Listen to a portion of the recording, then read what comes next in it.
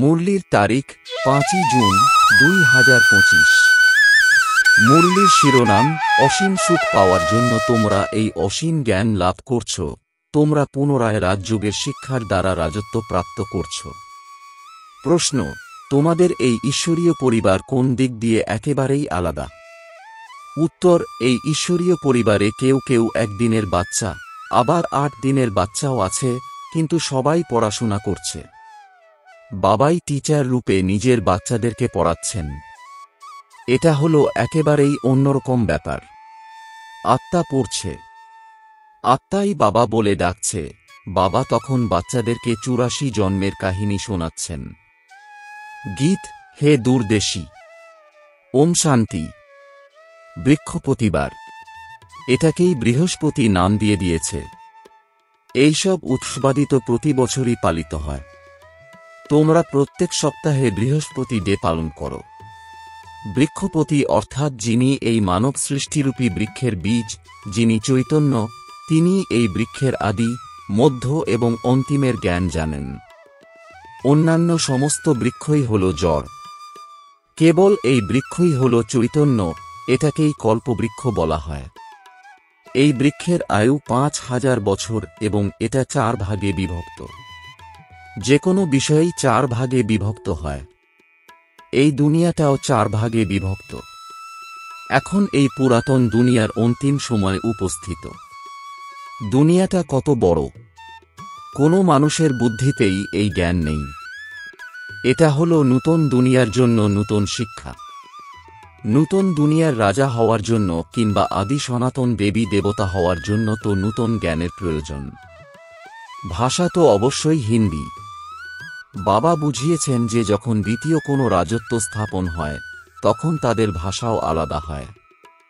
সত্যযুগের ভাষা কেমন হবে, সেটা তো বাচ্চারা অল্প অল্প জানে। আগে কন্যারা ধ্যানমগ্ন অবস্থায় দেখে এসে বলত, ওখানে কোনো সংস্কৃত ভাষা থাকবেই না।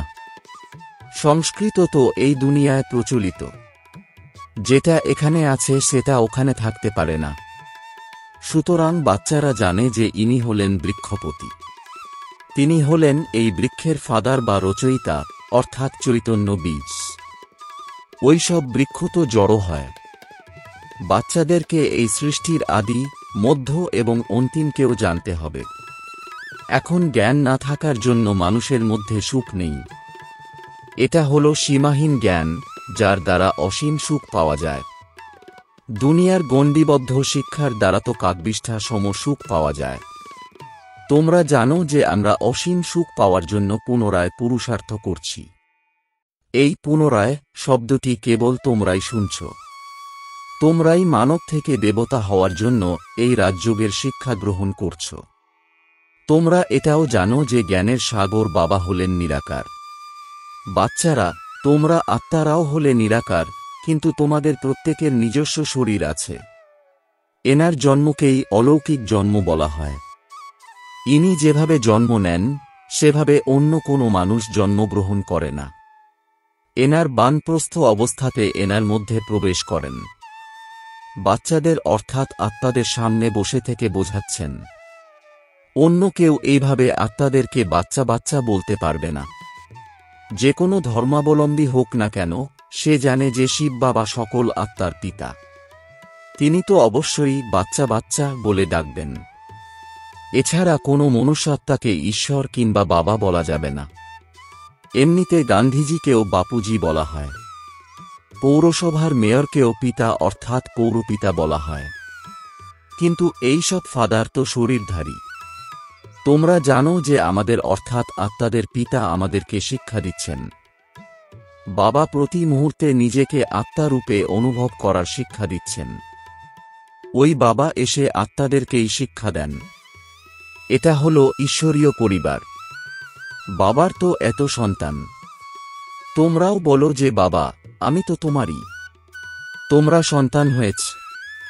কেউ বলে বাবা, আমি 1 দিনের বাচ্চা, অথবা 8 দিনের বাচ্চা কিংবা 1 মাসের বাচ্চা। শুরুতে তো অবশ্যই ছোট থাকবে, হয়তো 2-4 দিনের বাচ্চা, কিন্তু শারীরিক অঙ্গগুলো তো বড়ই রয়েছে। তাই সকল বড় বাচ্চাকেই পড়াশোনা করতে হবে। তোমরাও পড়ছো। বাবার বাচ্চা হওয়ার পরে বাবা বোঝাচ্ছেন যে কিভাবে তোমরা 84 জন্ম নিয়েছ। বাবা বলছেন, আমিও এনার অনেক জন্মের অন্তিম জন্মে এনার মধ্যে প্রবেশ করে তারপর পড়াই।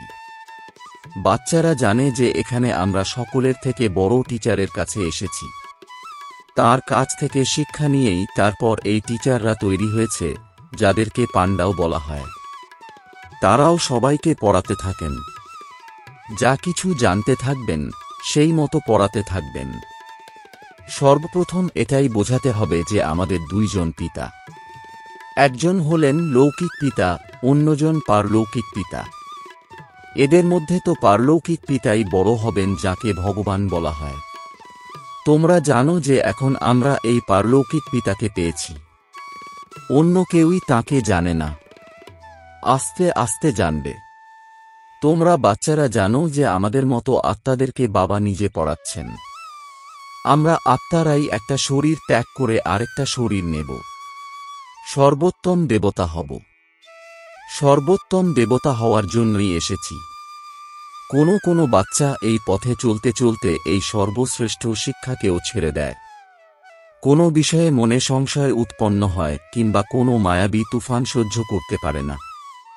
কাম বিকাররূপী মহাশত্রুর কাছে পরাজিত হয়ে যায়। এই সকল কারণেই পড়া ছেড়ে দেয়। কাম বিকারের মতো মহাশত্রুর জন্যই বাচ্চাদেরকে অনেক কিছু সহ্য করতে হয়।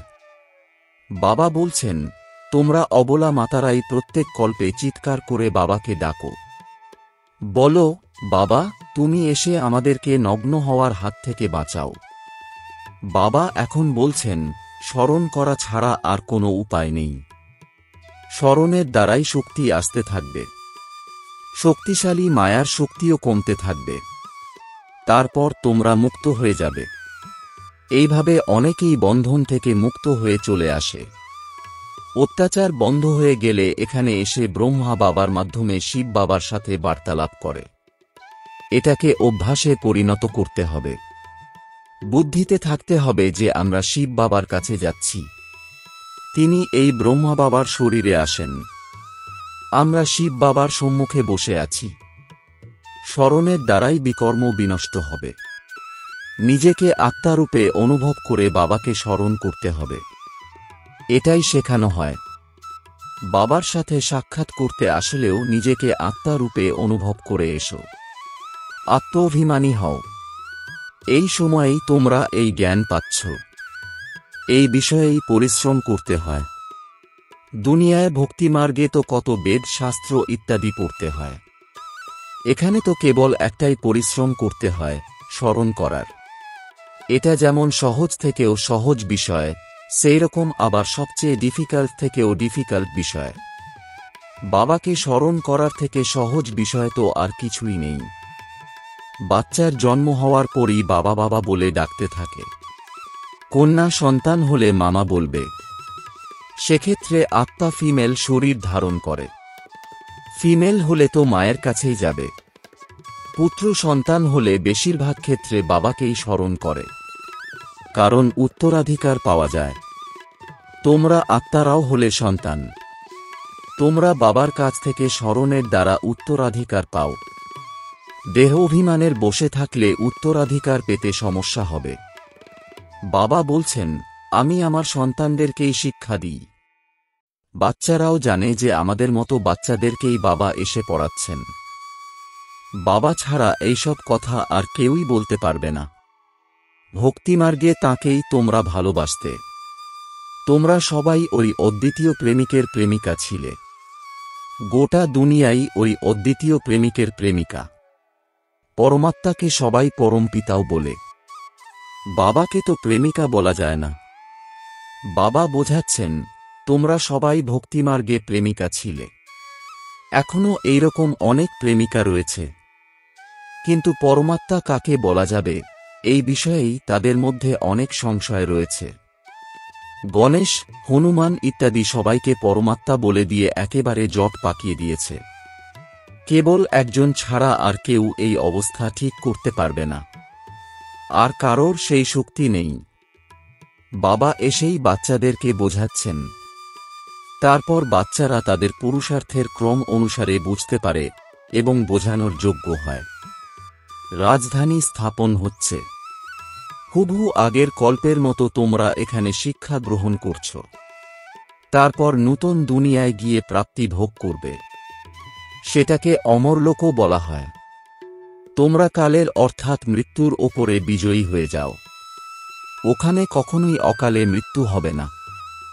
নামটাই হল স্বর্গ। বাচ্চারা, তোমাদের এই পড়াশোনার বিষয়ে অনেক খুশি হওয়া উচিত। বাবা স্মরণে থাকলে বাবার সম্পত্তিও স্মরণে থাকবে। 1 সেকেন্ডে পুরো ড্রামার জ্ঞান বুদ্ধিতে চলে আসে। মূলবতন, সূক্ষ্মবতন, স্থূলবতন এবং 84 জন্মের চক্র ব্যাস। এই গোটা নাটকটা ভারতের ওপরেই বানানো হয়েছে। বাকি সব হল বাইপ্লট। বাবা নলেজও তোমাদেরকেই শোনান।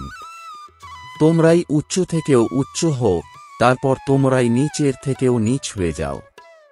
দ্বিমুকুটধারী মহারাজা থেকে একেবারে কাঙাল হয়ে যাও। এখন ভারত একেবারে কাঙাল ভিখারি হয়ে গেছে। প্রজার ওপরে প্রজাদের রাজত্ব চলছে। সত্যযুগে ছিল দ্বিমুকুটধারী মহারাজা মহারানীর রাজত্ব। এগুলো আজও সকলেই মানে। আদিদেব ব্রহ্মার অনেক নাম রেখেছে। তাকে মহাবীর বলা হয়। আবার হনুমানকেও মহাবীর বলা হয়। বাস্তবে তোমরা বাচ্চারাই হলে সত্যিকারের মহাবীর হনুমান।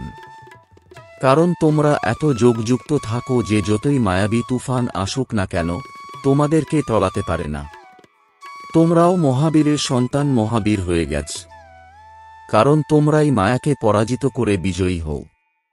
প্রত্যেকেই 5 বিকার রূপী রাবণের ওপরে জিত প্রাপ্ত করে। কেবল একজন মানুষের কথা নয়। তোমাদের প্রত্যেককেই ধনুক ভাঙতে হবে, অর্থাৎ মায়াকে হারাতে হবে। এক্ষেত্রে কোনো লড়াই ঝগড়ার ব্যাপার নেই। ইউরোপীয়রা কেমনভাবে যুদ্ধ করবে আর ভারতে কৌরব এবং যবনদের মধ্যে লড়াই লাগবে। রক্তের নদীর কথাও প্রচলিত রয়েছে। তারপর দুধের নদীও প্রবাহিত হবে। বিষ্ণুকে ক্ষীরের সাগরে দেখানো হয়। লক্ষ্মীনারায়ণ হল পার্শ্বনাথ। নেপালের দিকে পশুপতি নাম রেখে দিয়েছে। এক বিষ্ণুর 2 রূপ, পার্শ্বনাথ এবং পার্শ্বনাথিনী। তারা হল পশুপতিনাথ পতি আর পশুপতিনাথ পত্নী। ওখানে বিষ্ণুর ছবিও দেখানো হয়। লেকের মতোও বানানো হয়েছে। কিন্তু লেকের মধ্যে ক্ষীর বা দুধ কোথা থেকে আসবে? বড় কোনো উৎসবের দিনে সেই লেকে দুধ ঢেলে দেখানো হয় যে ক্ষীরের সাগরে বিষ্ণু শুয়ে আছে। কোনো অর্থই হয় না। কোনো মানুষই 4 ভুজ বিশিষ্ট হতে পারে না। বাচ্চারা, তোমরা হলে সোশ্যাল ওয়ার্কার। আত্মিক পিতার সন্তান তোমরা, তাই না? বাবা তো সবকিছুই বোঝাচ্ছেন। কোথাও কোনো সংশয় প্রকাশ করা উচিত নয়। সংশয় মানেই মায়াবী তুফান। তোমরা আমাকে পতিতপাবন রূপেই ডেকে এসেছ। বলেছ, হে পতিতপাবন এসো, তুমি এসে আমাদেরকে পবিত্র করে দাও।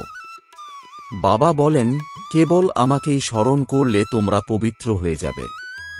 84 জন্মের চক্রকেও স্মরণ করতে হবে। বাবাকে পতিতপাবন এবং জ্ঞানের সাগর বলা হয়। দুটো বিষয় রয়েছে। একদিকে যেমন পতিদেরকে পবিত্র বানিয়ে দেন, সেই রকম 84 জন্মের জ্ঞানও শোনান। তোমরা বাচ্চারা এটাও জেনেছ যে 84 জন্মের এই চক্র কেবল চলতেই থাকে। এর কোনো সমাপ্তি হয় না। পুরুষার্থের ক্রম অনুসারে তোমরা এটাও জানো যে বাবা কতই না মিষ্টি। তাকে সকল পতিরও পতি বলা হয়। তিনি তো আবার বাবাও। বাবা বলছেন, বাচ্চারা, তোমাদের প্রাপ্তি আমার থেকে অনেক বেশি। কিন্তু আমার মতো এরকম বাবাকেও ত্যাগ করে চলে যায়। এটাও ড্রামাতেই আছে। পড়াশোনা ছেড়ে দেওয়ার অর্থ ত্যাগ করা। কতই না অবোধ। যে বাচ্চা বিচক্ষণ হবে, সে সহজেই সকল বিষয় বুঝে নিয়ে অন্যকেও পড়াতে থাকবে। সে খুব তাড়াতাড়ি নির্ণয় নিয়ে নেবে যে ওই পড়ার দ্বারা কি পাওয়া যায় আর এই পড়ার দ্বারা কি পাওয়া যায়। কোন পড়াটা পড়া উচিত? বাবা বাচ্চাদেরকে জিজ্ঞেস করেন। বাচ্চারাও বুঝতে পারে যে এটা খুব ভালো শিক্ষা। কিন্তু তা সত্ত্বেও বলে যে ওই জাগতিক পড়াশোনা না পড়লে আত্মীয় বন্ধুরা অসন্তুষ্ট হবে। বাবা বলছেন দিন দিন সময় আরও কমে আসছে, বেশি দূর তো পড়তে পারবে না। খুব জোরদার প্রস্তুতি চলছে, সব রকমের প্রস্তুতি চলছে। দিনে দিনে পরস্পরের মধ্যে শত্রুতা বৃদ্ধি পাচ্ছে। ওরা বলে যে এমন সব জিনিস তৈরি করেছে যার দ্বারা একসঙ্গে সবকিছু শেষ করে দেওয়া সম্ভব। তোমরা বাচ্চারা জানো যে ড্রামা অনুসারে এখন লড়াই হবে না, আগে রাজত্ব স্থাপন হবে। ততক্ষণ পর্যন্ত আমরা তৈরি হব। ইনিও নিজেকে তৈরি করছেন। অন্তিম সময়ে তোমরা অনেক প্রভাব বিস্তার করবে। গায়ন রয়েছে, হে প্রভু, সবই তোমার লীলা। এটা তো এই সময়েরই গায়ন। এটাও বলা হয় যে তোমার গতি মতি একেবারে আলাদা। প্রত্যেক আত্মার ভূমিকা আলাদা আলাদা। বাবা এখন তোমাদেরকে শ্রীমত দিচ্ছেন যে কেবল আমাকে স্মরণ করলেই বিকর্ম বিনষ্ট হব। কোথায় শ্রীমত আর কোথায় মানুষের মত?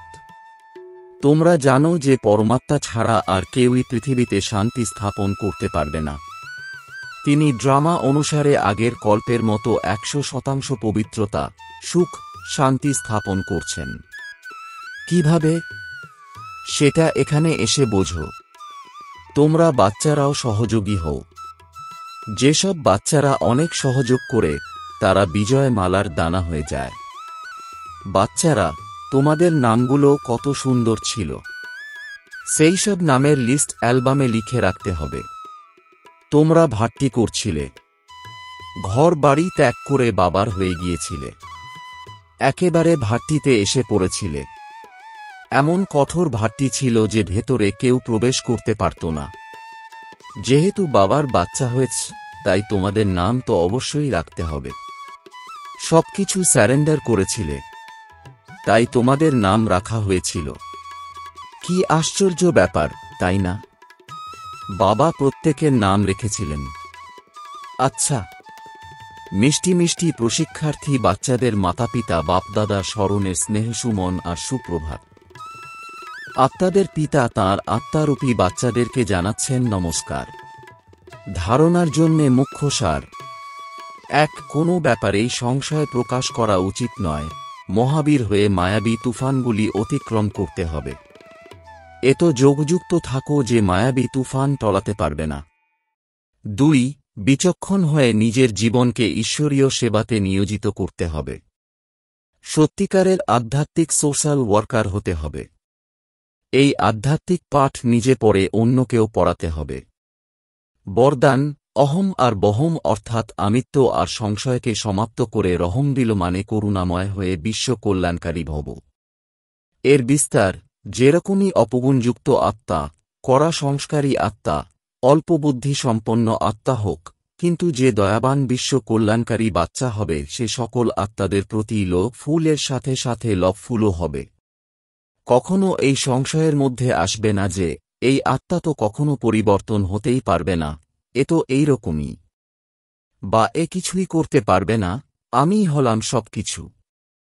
এই আত্মা কিছুই নয়। এই প্রকারের অহম অর্থাৎ আমিত্ব আর বহম অর্থাৎ সংশয়কে ছেড়ে দুর্বলতা বা খারাপগুলিকে জেনেও ক্ষমা করা করুণাময় বাচ্চারাই বিশ্ব কল্যাণের সেবাতে সফল হয়। স্লোগান, যেখানে ব্রাহ্মণদের তনমন্ধনের সহযোগ আছে সেখানে সফলতা সাথে আছে। ওম শান্তি।